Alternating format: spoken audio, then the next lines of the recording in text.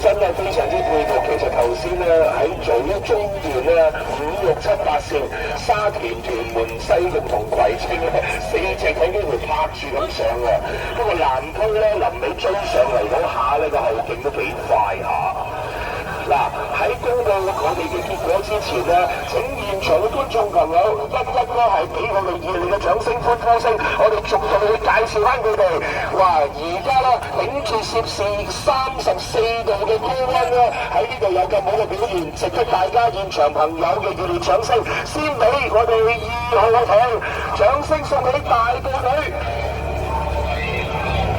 7號艇有我哋嘅西貢隊。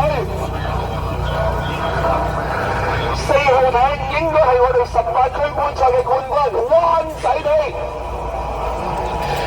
1號艇水嘅冠軍隊伍咧，如果有來自呢8個區域嘅朋友咧，真係為佢哋大聲咁嘅加油打氣啦！好啦，暫時大家見到啦，嗱前邊就會見到有白色浮標啦。介紹翻呢一場賽事，仍然都係屬於500米嘅標準龍賽事，即係話喺架艇上邊咧會有16至18位嘅蛙手，再加多1名鼓手同埋1名舵手。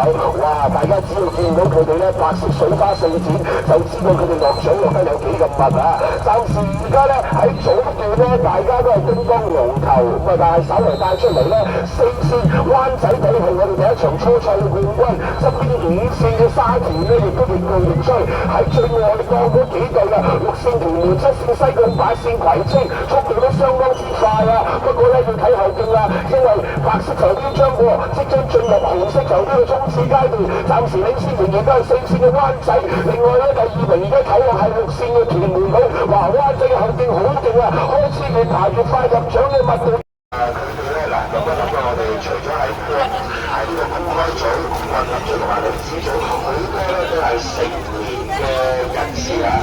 咁但係中學組講緊佢哋年紀咧，大部分都好有機會係不足18歲。咁因為咧，我哋嘅年齡界限咧，只要係今年2024至25年度係屬於全日制嘅中學生咧，先至可以係報名參加，即係話最少唔能夠年輕過12歲。